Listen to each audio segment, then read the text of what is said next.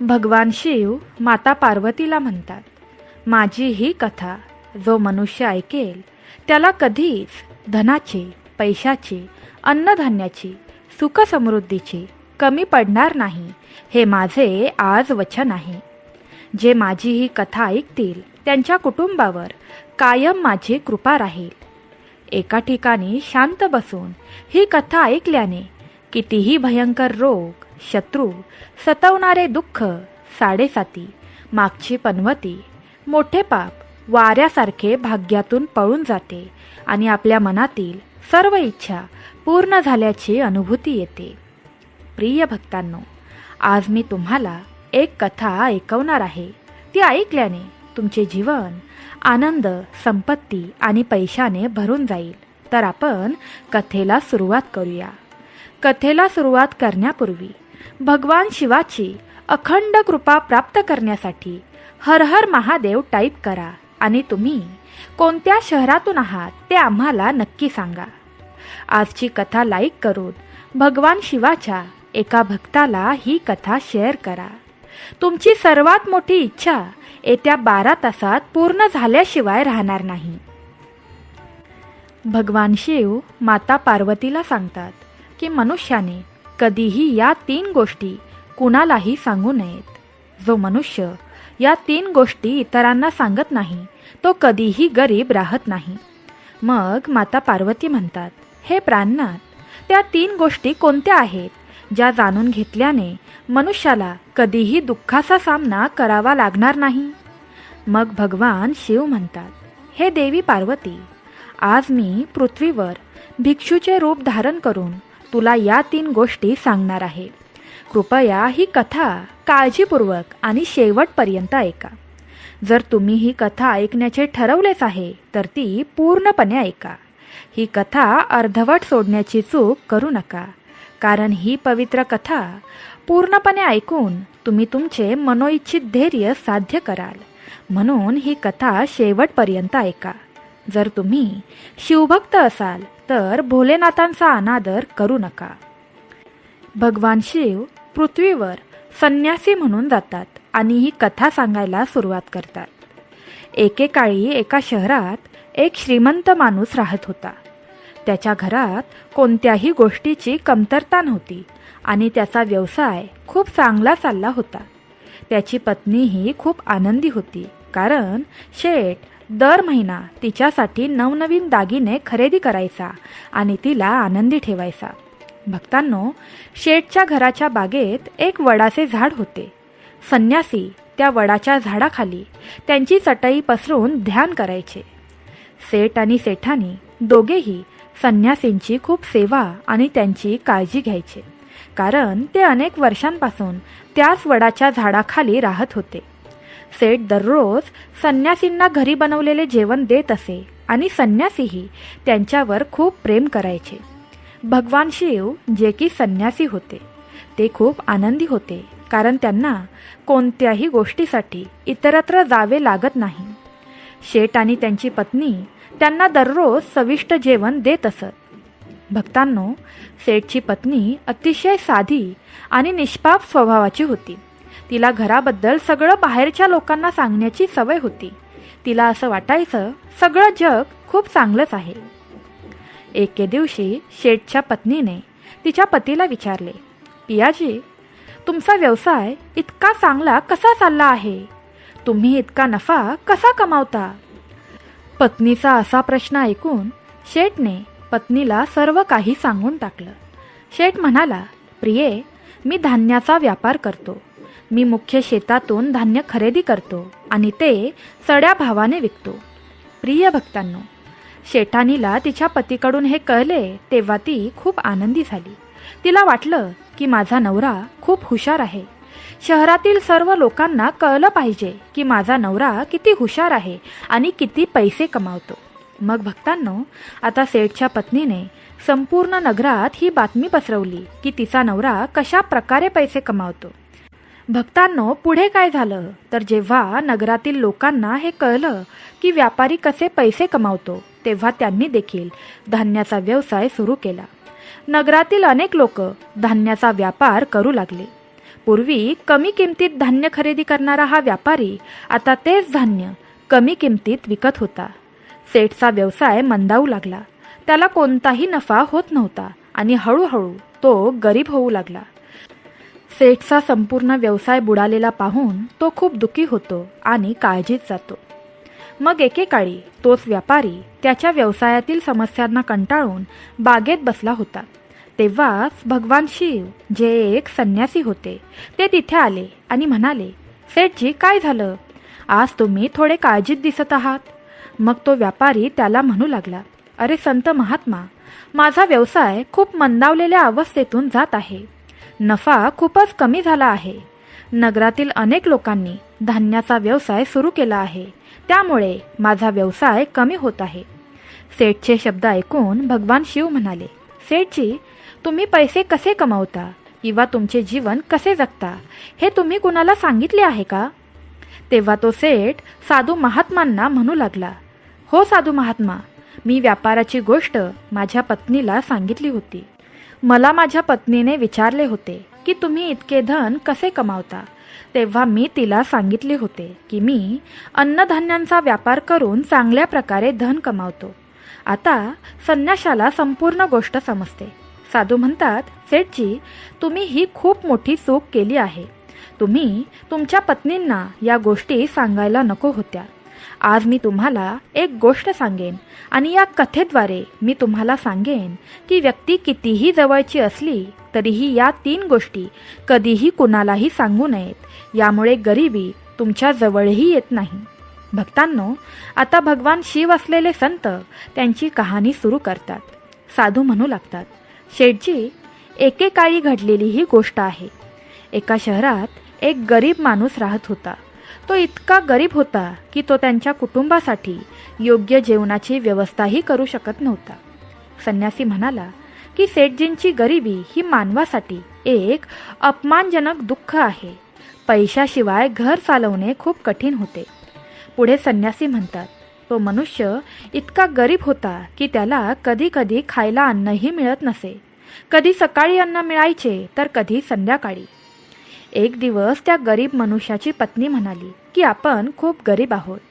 सकाळी अन्न खाल्ले तर संध्याकाळी भेटेल की नाही हे सांगू शकत नाही आणि संध्याकाळी खाल्ले तर सकाळी भेटेल की नाही हे देखील सांगू शकत नाही. शेवटी हे किती काळ चालू राहणार? मी कसे तरी घर सांभाळेन, पण पैसे कमावण्यासाठी तुम्हाला आता परदेशात जावे लागेल. आपले कुटुंब असे जगू शकणार नाही.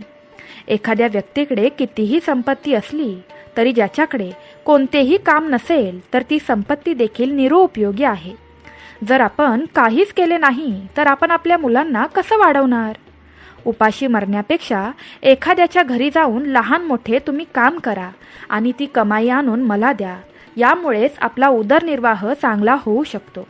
आता पत्नीच्या वारंवार आग्रहावरून तो गरीब माणूस पैसे कमावण्याच्या आशेने घराबाहेर पडला.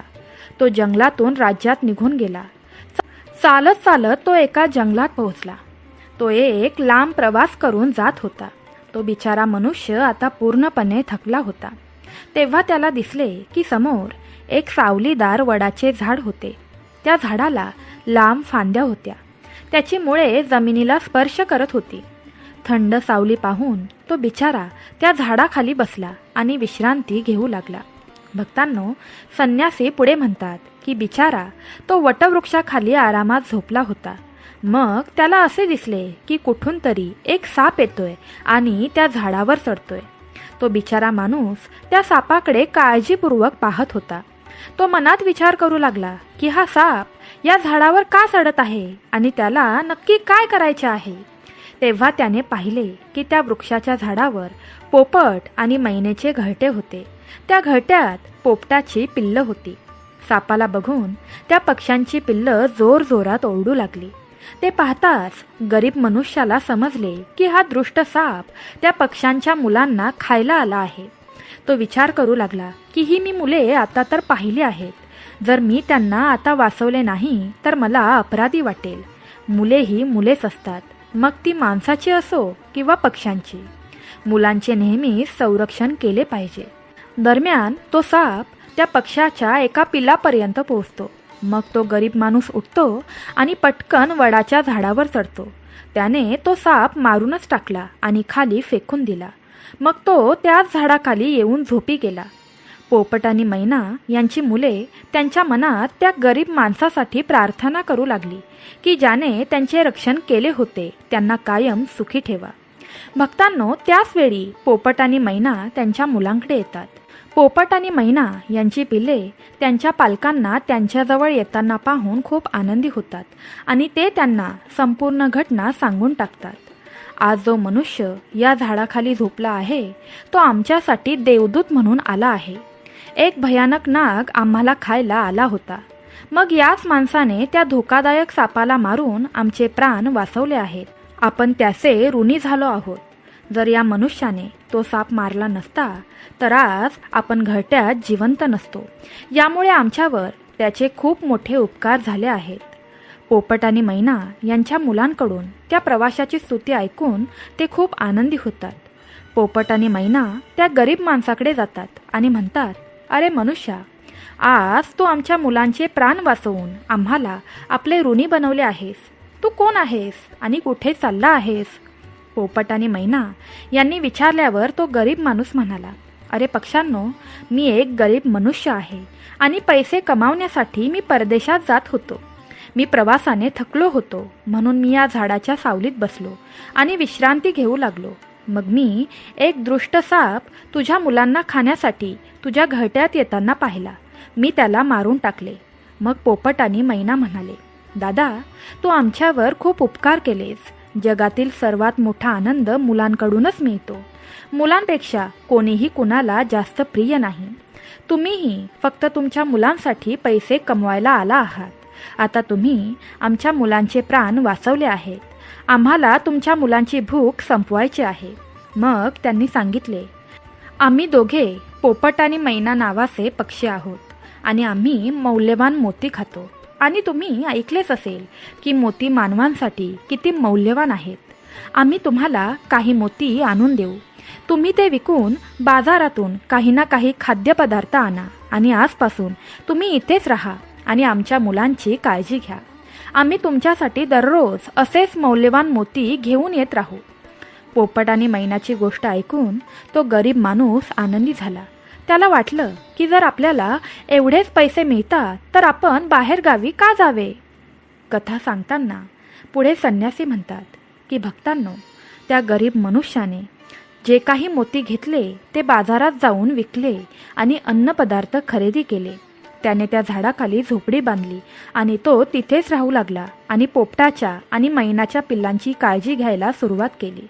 आता पोपट आणि मैना निश्चिंत झाले. त्यांना त्यांच्या मुलांचे रक्षण करण्यासाठी कोणीतरी सापडले होते. आता ते सकाळी त्यांच्या घरट्यातून अन्नाच्या शोधात कोणतीही चिंता न करता उडून जायचे आणि संध्याकाळी मोती घेऊन यायचे. आपल्या मुलांना घरट्यात सुरक्षित पाहून त्यांना खूप आनंद व्हायचा आणि ते त्या गरीब मनुष्याचे आभार मानायचे. ते त्याला दररोज मोती आणून द्यायचे. अशा प्रकारे हळूहळू पोपट आणि मैना त्यांच्यासाठी काम करत असताना त्या गरीब मनुष्याला 2 महिने झाले होते. आता त्या गरीब व्यक्तीला त्याची पत्नी आणि मुलांची आठवण येऊ लागली. एक दिवस त्या गरीब मनुष्याने पोपट आणि मैनेला सांगितलं की मला आता माझ्या घरी जायचं आहे. माझी पत्नी आणि मुले कशी आहेत हे काय माहिती. मग पोपट आणि मैना बोलू लागले, अरे दादा, आता तू काळजी न करता तुझ्या घरी जा आणि तुझ्या मुलांसोबत पत्नीसोबत आनंदात राहा. आमची ही मुले आता उडण्यास सक्षम झाली आहेत. आता भय नाहीये. तू तुझी पत्नी आणि मुलांची काळजी घ्यायला जाऊ शकतोस. जर तुला कधी आम्हाला भेटावेसे वाटले तर याच ठिकाणी ये. भक्तांनो, असे म्हणत पोपट आणि मैना त्या गरीब माणसाला खूप मोती देतात. आता तो गरीब मनुष्य ते मोती सोबत घेऊन त्यांच्या घरी पोहोचतो. जेव्हा ते मोती त्याच्या पत्नीला तो दाखवतो तेव्हा त्याची पत्नी खूप आनंदी होते. तिने विचारलं, पतिदेव, तुला हे मौल्यवान मोती कुठून मिळाले? मग तो मनुष्य बोलू लागला, अगं प्रिये, मी गेल्या 2 महिन्यांपासून पोपट आणि मैनेसाठी काम करत होतो आणि त्यांनीच मला हे मौल्यवान मोती दिले आहेत. हे मोती खूप मौल्यवान आणि अमूल्य आहेत. आपण ते विकू आणि आपले घर आणखी मोठे करू. मी माझ्या मुलांसाठी चांगले कपडे घेईन आणि तुझ्यासाठीही नवनवीन दागिने बनवून देईन.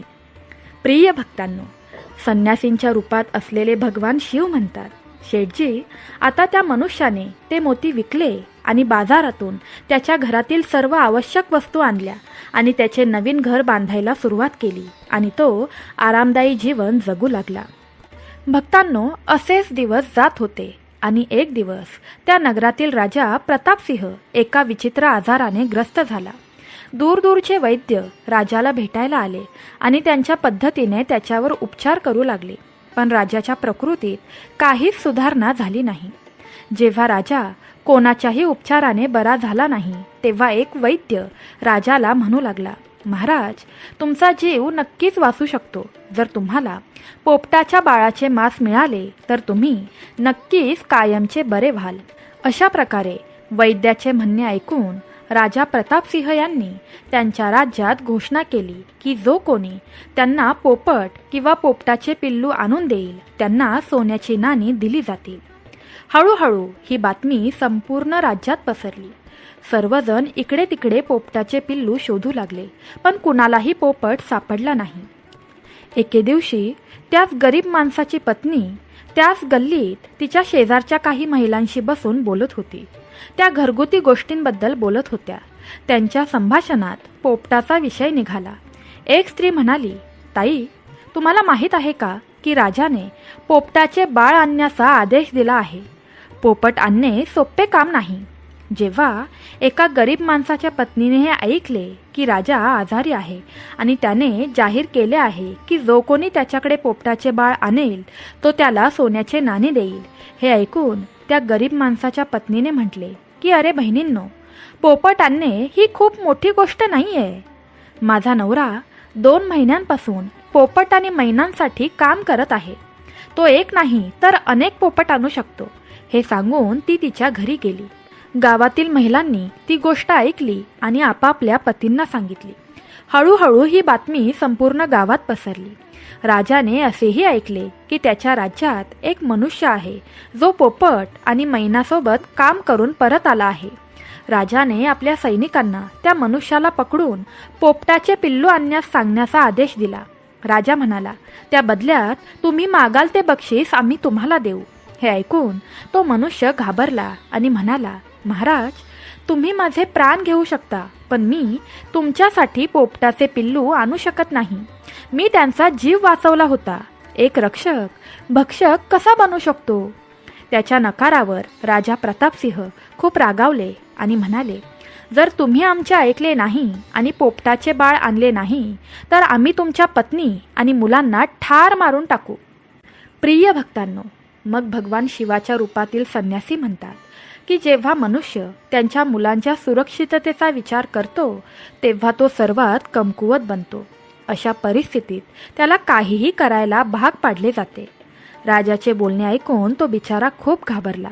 त्याला वाटले की आता मला कोणत्याही प्रकारे पोपटाचे बाळ राजाकडे आणावे लागेल. तो पटापट घरी आला आणि आपल्या पत्नीला शिव्या देऊ लागला. हे तू काय केलंस? तुला अजिबात समजत नाही की आपण कुठे जात आहोत आणि काय बोलत आहोत. तुम्ही ही माझी गोष्ट नगरातील स्त्रियांना का सांगितली? हळूहळू ही बातमी राजा प्रतापसिंहांपर्यंत पोहोचली. आता मला सांग, मी काय करू? पोपट आणि मैना यांनी आम्हाला खायला दिले. त्यांनी राहण्यासाठी नवीन घर आणि घालण्यासाठी चांगले कपडे दिले. मी त्यांचा विश्वासघात कसा करू शकतो? त्या महिलांना हे सांगून तू खूप मोठी चुकी केली आहेस. तो मनुष्य म्हणू लागला, हे प्रिये, आपल्या घराबद्दलच्या काही गोष्टी इतरांना कधीही सांगू नयेत. पहिली गोष्ट, तुमच्या घरात किती पैसे आहेत आणि तुमच्या उत्पन्नाचा स्रोत काय आहे, या गोष्टी कधीही इतरांना सांगू नयेत. दुसरी म्हणजे पती पत्नींमधील प्रेम बाहेरच्या लोकांसमोर सांगू नये. तिसरी गोष्ट म्हणजे भांडणे, मतभेद, आदर आणि अपमानाच्या गोष्टी कधीही इतरांसमोर बोलू नयेत, अन्यथा लोक आपलं गुपित जाणतात आणि आपल्या कमकुवतपणाचा फायदा घेतात. चौथी गोष्ट म्हणजे तुमचा कमकुवतपणा इतरांना सांगू नका आणि तुमच्या प्रगतीचे रहस्य कुणाही समोर मांडू नका. ज्या गोष्टी तुमच्या कुटुंबाला दुःख देऊ शकतात त्या कधीही बाहेर सांगू नयेत. विशेषतः तुमच्या पत्नीला अशा गोष्टी सांगू नका ज्यामुळे घराचा आदर नष्ट होऊ शकतो, कुटुंबात संकट येऊ शकते, कुणाचा तरी जीव जाऊ शकतो, कुटुंबात कलह निर्माण होऊ शकतो आणि तुमचे नाते बिघडू शकते. कारण असे म्हटले जाते की महिला काही गोष्टी पोटात पचवू शकत नाही. आता तो बिचारा मनुष्य म्हणू लागला, अगं प्रिये, तुझी ही चूक आज आपल्या कुटुंबाला मृत्यूच्या तोंडात टाकत आहे. जर तुम्ही हे सत्य लपवले असते तर आज आपण आपल्या घरात कोणत्याही भीतीशिवाय आनंदी जीवन जगत असतो. आता राजाच्या आज्ञेनुसार राजाला पोपटाचे बाळ आणून राजाला द्यावे लागेल, पण असे केल्याने मला पापी म्हटले जाईल. ज्या मुलांची मी इतके दिवस काळजी घेतली, ज्यांना मी मरण्यापासून वाचवले, आता मी त्यांना मृत्यूच्या जबड्यात कसे टाकू शकतो? मग त्याची पत्नी म्हणाली, पतिदेव, मला क्षमा करा, पण आता काहीही झालं तरी आपल्याला आपल्या मुलांचे प्राण वाचवावे लागतील आणि आपल्या मुलांचे प्राण वाचवण्यासाठी तुम्हाला हे पाप करावेच लागेल. प्रिय भक्तांनो, आता अधिकाधिक असह्य होत तो गरीब माणूस त्या जंगलाकडे चालू लागला, जिथे तो पोपटाच्या मुलांची काळजी घेत होता. जेव्हा पोपट, मैना आणि त्यांच्या मुलांनी त्या गरीब मनुष्याला त्यांच्याकडे येताना पाहिले, तेव्हा त्याच्या पिल्लांना खूप आनंदी झाला. आपल्या मुलांना खूप आनंदी पाहून पोपट आणि मैना म्हणाले, अरे बाळांनो, तुम्ही इतके आनंदी का आहात? तो तुमच्यापैकी एकाला घेऊन जायला येत आहे. आज तुमच्यापैकी कोण त्याच्यासोबत जाईल आणि त्याचे आणि त्याच्या मुलांचे प्राण कोण वाचवेल? पोपट म्हणाला, मुलांनो, पण एक गोष्ट लक्षात ठेवा, तुमच्यापैकी जो कोणी त्याच्यासोबत जाईल तो कधीही परत येणार नाही. तो नगराच्या राजाचे अन्न बनेल. प्रिय भक्तांनो, मग पोपटाच्या मुलांनी विचारले, तुम्ही असे का बोलत आहात? पोपट म्हणाला, मुलांनो, येथील राजा आजारी पडला आहे आणि एका वैद्याने त्याला पोपटाच्या बाळाचे मांस खाण्यास सांगितले आहे. म्हणूनच तो तुमच्यापैकी एकाला घ्यायला आला आहे. जर तुमच्यापैकी कोणी त्याच्यासोबत जाण्यास तयार असेल तर तो जाऊ शकतो. मग एका पिल्लाने म्हटले, हे पालकांनो, त्या मनुष्याने आपल्या सर्वांचे प्राण वाचवले आहेत आणि आज तो मनुष्य खूप मोठ्या संकटात आहे. अशा परिस्थितीत आपणही त्याला मदत केली पाहिजे. जरी आपल्याला आपला जीव गमवावा लागला तरीही आपण त्याच्यासोबत नक्कीच जाऊ. मी त्या मनुष्यासोबत जायला तयार आहे, असे एक पिल्लू म्हणाले. दुसरीकडे तो मनुष्य त्या वडाच्या झाडाखाली येतो आणि पोपट आणि मैना यांना आपले दुःख सांगू लागतो. मग पोपट आणि मैना म्हणतात, अरे दादा, काळजी करू नकोस, आमची मुले तुझ्यासोबत यायला तयार आहेत. तू यापैकी एकाला घे. आता तो गरीब माणूस त्या पोपटाच्या पिल्लांपैकी एक घेऊन परत येतो आणि ते त्या राजाला देतो. तेव्हा त्याच्या डोळ्यात अश्रू असतात. राजा त्या पोपटाच्या बाळाला पिंजऱ्यात बंद करतो आणि त्याच्या नोकराला ते ठेवण्यास सांगतो. राजा म्हणतो की आपण सकाळी ते बाहेर काढू आणि नंतर त्याचे मांस खाऊ. भक्तांनो, आता काय होतं तर राजा प्रतापसिंह यांना एक मुलगा असतो, जो प्राणी आणि पक्ष्यांवर भयंकर प्रेम करत असतो. त्याला माहीत नव्हतं की हा पोपट त्याच्या वडिलांना खायला आणला आहे. तो त्याच्या मित्रांसोबत त्याच ठिकाणी खेळत होता जिथे पोपटाचे बाळ पिंजऱ्यात कैद होते. जेव्हा राजकुमाराला पिंजऱ्यात बंद केलेला एक सुंदर पोपट दिसतो तेव्हा तो त्याच्याशी खेळू लागतो. मग राजकुमाराचा एक मित्र म्हणतो, मित्रा, तुम्ही या पक्षाला बाहेर काढा. तो खूप सुंदर पोपट आहे. त्याला पिंजऱ्यात ठेवणे योग्य नाही. आपण त्याला सोडलं पाहिजे. आपल्या मित्राचे म्हणणे ऐकून राजकुमार पोपटाच्या बाळाला पिंजऱ्यातून बाहेर काढतो. जेव्हा तो मुलगा पोपटाला पिंजऱ्यातून बाहेर काढतो तेव्हा तो पोपट आकाशात उडून जातो आणि हळूहळू ही गोष्ट राजापर्यंत जाऊन पोहोचते की तुमच्या राजकुमाराने या पोपटाच्या पिल्लाला सोडून दिले आहे. आता तुमचा जीव वाचवणे खूप मुश्किल आहे. हे ऐकून त्या राजाला खूप जास्त राग आला आणि त्याने लगेचच राजकुमाराला बोलवले आणि रागाने बोलू लागला, अरे मूर्ख मुला, तू त्या पोपटाच्या बाळाला का सोडून दिलं? राजकुमार खूप घाबरला आणि म्हणाला, बाबा, मला कसे माहीत असेल की ते उडून जाणार आहे? मला फक्त त्याच्याशी खेळायचं होतं. आपल्या मुलाचं हे बोलणं ऐकून राजा आणखीनच संतापला आणि त्याने त्याला शहरातून हाकलून लावण्याचा आदेश दिला. प्रिय भक्तांनो, आता राजाचे सैनिक राजकुमाराला नगराच्या हद्दीबाहेर सोडतात. दुसरीकडे पोपटाचे बाळ त्यांच्या पालकांकडे उडून जाते आणि त्यांना राजाच्या मुलाने वाचवले हे सर्व सांगून टाकते. पोपट आणि मैना यांनी त्यांच्या मुलांना पाहिले तेव्हा ते म्हणाले, बाळा, राजाच्या मुलाने तुला मुक्त केले आहे, पण तो स्वतः अडचणीत सापडला आहे. त्याच्या दृष्ट वडिलांनी त्याला नगराबाहेर हाकलून लावले आहे. आता त्याच्या आयुष्याची जबाबदारी तुमच्यावर आहे. तू जाऊन त्याला मदत कर. पोपट राजकुमाराला मदत करण्यासाठी त्याच्याकडे पोहोचतो. राजकुमार त्याला पाहताच ओळखतो. हा तोच पक्षी आहे जो मी पिंजऱ्यातून सोडला होता. राजकुमार म्हणतो, तुझ्यामुळे माझ्या वडिलांनी मला नगरातून हाकलून लावले. आता तूच सांग, मी काय करू?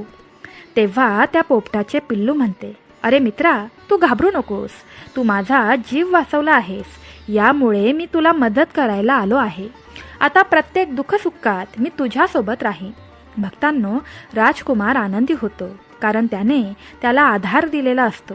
आता पोपट आणि राजकुमार दोघेही वेगवेगळ्या नगरात फिरू लागतात. आनंदाने अन्न खाऊ लागतात. एक दिवस चालत चालत दोघेही एका सुंदर बागेत पोहोचले. तिथे एका राजाची मुलगीही तिच्या मैत्रिणींसोबत फिरायला त्याच बागेत येत होती. त्या राज्यातील राजाच्या कन्येचे नाव रूपमती होते. राजकुमारी रूपमती खूप सुंदर होती आणि तिच्या सौंदर्याची चर्चा संपूर्ण नगरात होती. राजकुमार आणि पोपट बागेत बसले होते तेव्हा राजाची मुलगी रूपमती तिच्या मैत्रिणींसह बागेत फिरायला आली होती. राजकुमारीला पाहून राजकुमार झाडामागे लपतो आणि पोपट राजकुमारीच्या समोर येतो. त्या सुंदर पोपटाला पाहून राजकुमारी मोहित होते. ती ते पकडण्याचा प्रयत्न करते, पण पोपट तिच्या हातात येत नाही. इथे राजकुमार रूपमतीच्या सौंदर्याने मोहित होतो. प्रिय भक्तांनो, बागेत काही वेळ घालवल्यानंतर राजकुमारी तिच्या राजवाड्यात परतते. राजकुमार राजकन्येवर पूर्णपणे मोहित झाला होता. आता त्याला एकही क्षणासाठी बरे वाटत नव्हते. मग पोपट म्हणाला, मित्रा, काळजी करू नकोस. मी तुम्हाला तुमच्या आवडत्या व्यक्तीची ओळख करून देईन. राजकुमार म्हणाला, मित्रा, मला त्या राजकुमाराची काहीही करून कशी तरी ओळख करून दे. मी आता तिच्याशिवाय राहू शकत नाही. पोपट म्हणाला, मित्रा, तुझा माझ्यावर विश्वास आहे. मी शोधून नक्कीच काढेन ती राजकुमारी कुठे राहते आणि तिला तू कसे भेटू शकतोस. आता पोपट राजकुमारी रूपमतीकडे जातो. राजकुमारीच्या राजवाड्याभोवती सैनिक तैनात होते, पण पोपट त्यावर उडून राजकुमारीच्या खोलीबाहेर बसतो.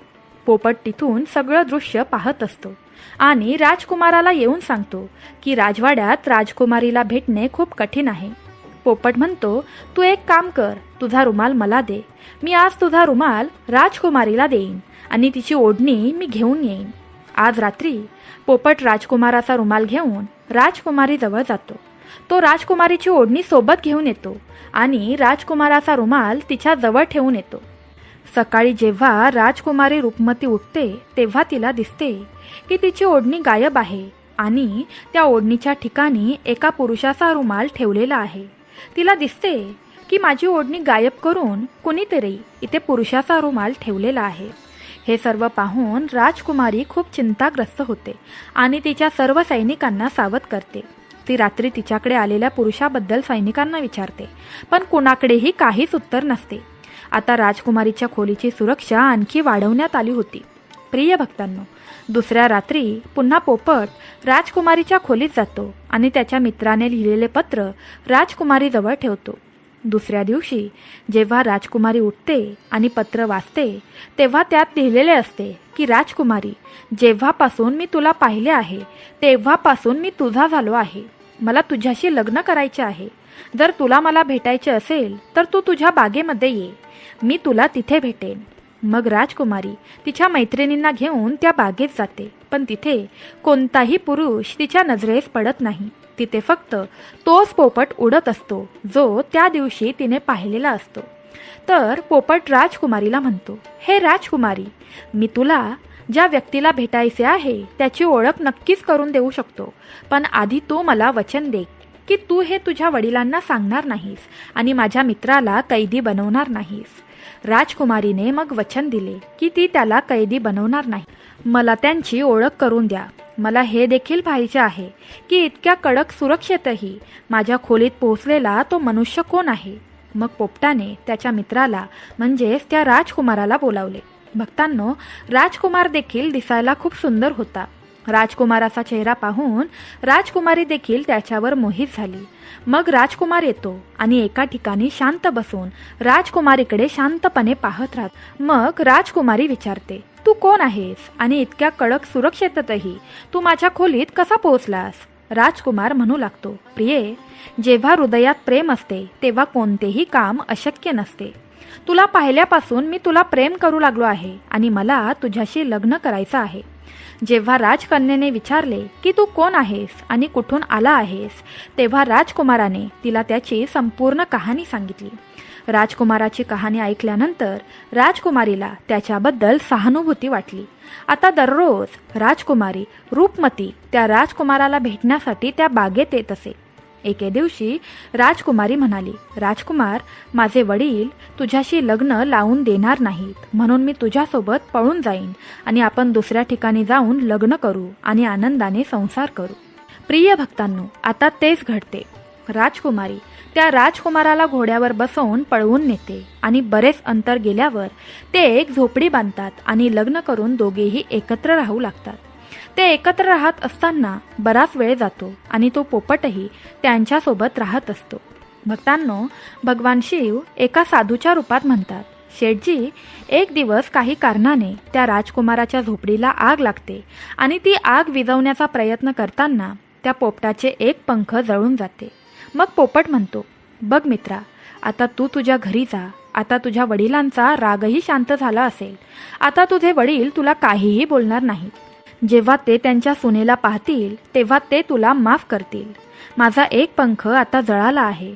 मी आता उडू शकत नाही, म्हणून मी काही दिवस इथेच राहीन आणि माझे पंख पुन्हा वाढण्याची वाट पाहीन. जेव्हा माझे पंख पुन्हा वाढतील तेव्हा मी तुम्हाला भेटायला नक्कीच येईन. मग भक्तांनो, अशा प्रकारे राजकुमार आणि त्याची पत्नी दोघेही त्यांच्या नगराकडे निघाले. चालत असताना वाटेत एक नदी लागते. त्या नदीत एक नाविक होडी चालवत असतो. राजकुमार आपल्या पत्नीला घेऊन होडीमध्ये बसतो. थोडं दूर अंतरावर पोहोचल्यावर राजकुमार पाहतो की होडीमध्ये एक उंदीर सारखा सारखा येत आहे. पण कित्येक वेळा त्या उंदराला होडी चालकाने बाहेर टाकले, तरीही तो उंदीर पुन्हा पुन्हा तिथेच येत होता. मग राजकुमार म्हणाला, अरे, हा बिचारा प्राणी अशा प्रकारे पाण्यात डुबून मरेल. तो आपला जीव वाचवण्यासाठी या होडीत येत आहे. त्याला सडू द्या. जेव्हा राजकुमाराने खलाशाला सांगितले की उंदराला सडू द्या, तेव्हा राजकुमाराच्या विनंतीवरून खलाशाने म्हणजेच होडी चालकाने त्या उंदराला त्याच्या होडीवर चढू दिले. जेव्हा उंदीर होडीच्या आतमध्ये आला तेव्हा तो आतमध्ये जाऊन कुठेतरी लपून बसला आणि आता हळूहळू अचानक होडीमध्ये पाणी येऊ लागले. प्रिय भक्तांनो, त्या उंदराने त्या होडीला होल पाडलेला होता, त्यामुळे पूर्ण होडी पाण्याने भरून गेली होती. याच होलामुळे हळूहळू पूर्ण होडी पाण्याने भरली आणि पाण्यात डुबून गेली. त्याच वेळी राजकुमार आणि त्याची पत्नी पाण्यामध्ये पोहू लागले. पाण्यात पोहता पोहता राजकुमार एका दूर ठिकाणी जाऊन पोहोचला आणि त्याच नदीमधून पोहता पोहता ती राजकुमारी एका राज्याच्या नदीकिनारी जाऊन बेशुद्ध पडली. नदीकिनारी बेशुद्ध पडलेली राजकुमारी हिला पाहून त्या बागेचा माळी ही खबर जाऊन राजाला देतो.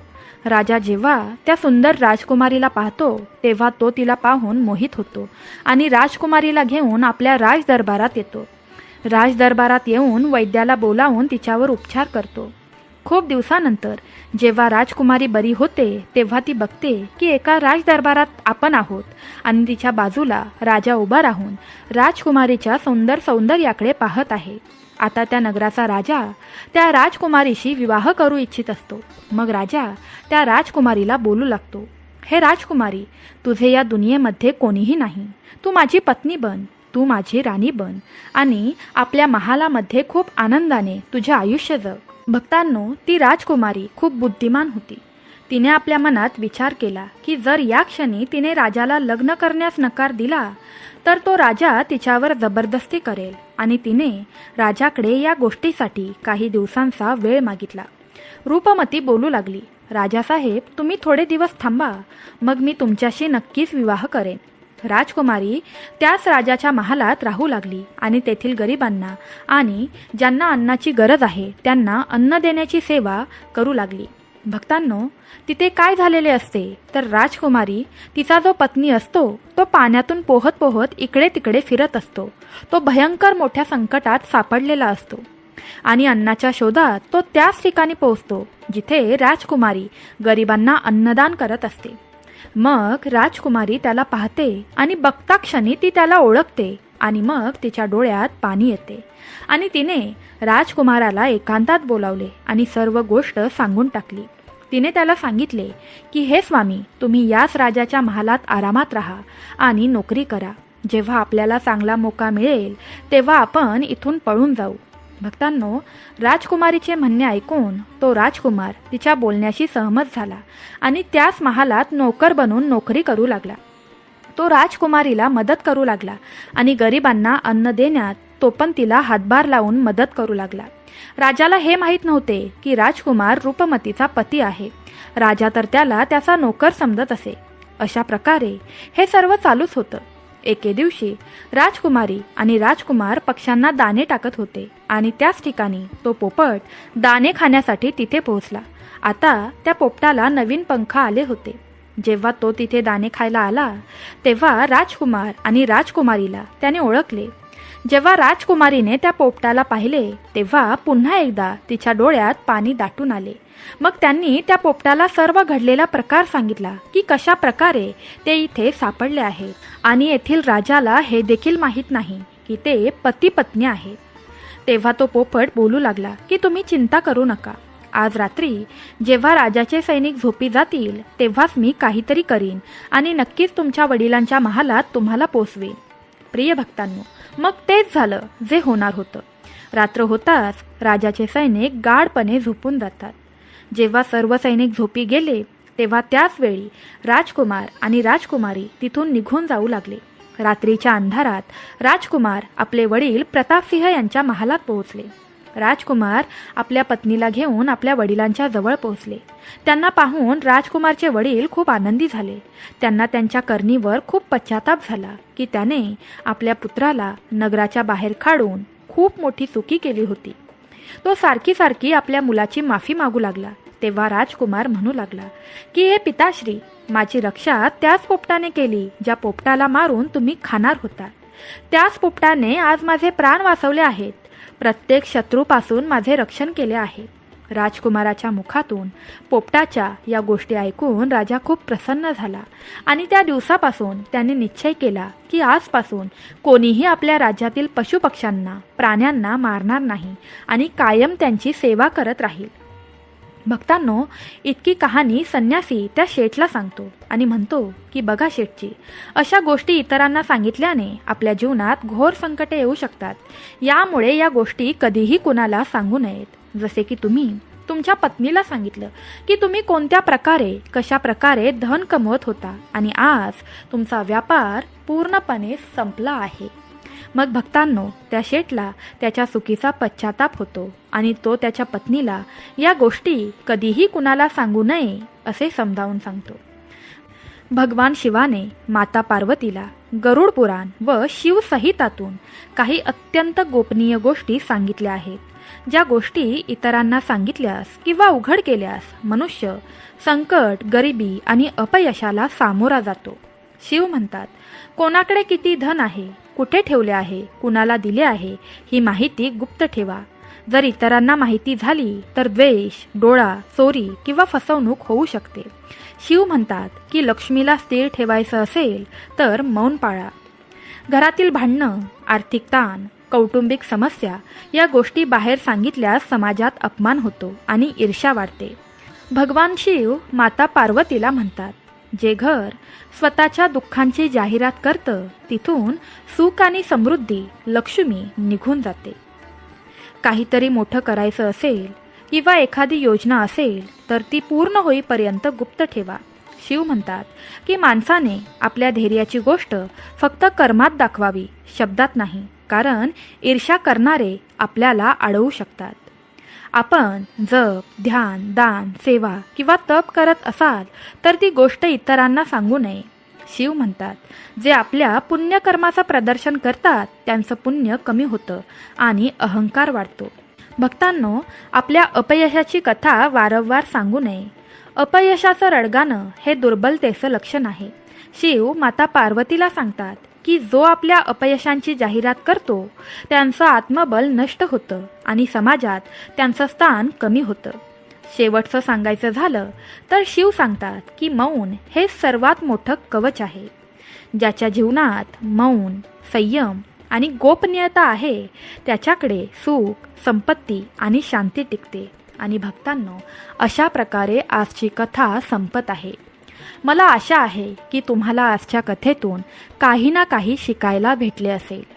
प्रिय भक्तांनो, तुम्हाला आजची कथा कशी वाटली हे नक्की आम्हाला कमेंट करून सांगा. तुम्हाला आजची कथा आवडली असेल तर आपल्या कमेंट बॉक्समध्ये भगवान शिवाचा